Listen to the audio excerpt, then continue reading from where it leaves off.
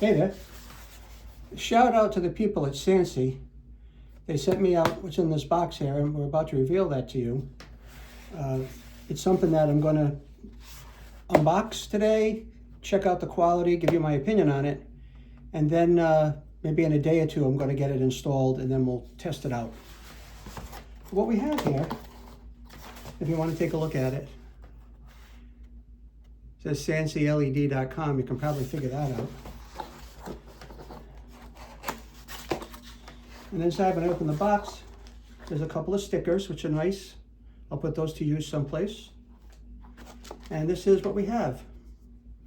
We have a motion-activated ceramic LED security light that they've sent out. So shout out to SANSI. I'm assuming this is like any other security light. There's some buttons on it that you're going to have to set. There's going to be some electrical that needs to be connected.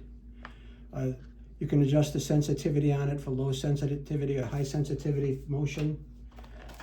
Look, it even has a nice remote control, which is cool. Not only motion, but you want to just sit there and make adjustments to it, you can. So here is the light. Okay, this is the light. And we have some material in the bottom of the box. This is your hardware, all your hardware. So there's going to be a gasket for your mounting plate, a little grommet for the wires to go through, a couple of screws to hold it in place, okay?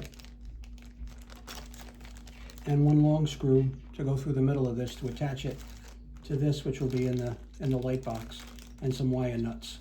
So looks like they have all the bases covered. Thank you, SANSI. So this is the light. This is what we're looking at here. All right. Now, we can adjust this any way we want to. All right. And I will do that once we install it. I will adjust it like any way you can. You have full control over the adjustability of it. This is obviously basic electrical knowledge is going to be needed to put this in, but white to white, black to black, green to ground. And that's all it is. And you can see that the mounting plate goes on here to seal it up against your junction box. And the one long screw here through the front will come through here and fasten it to the wall.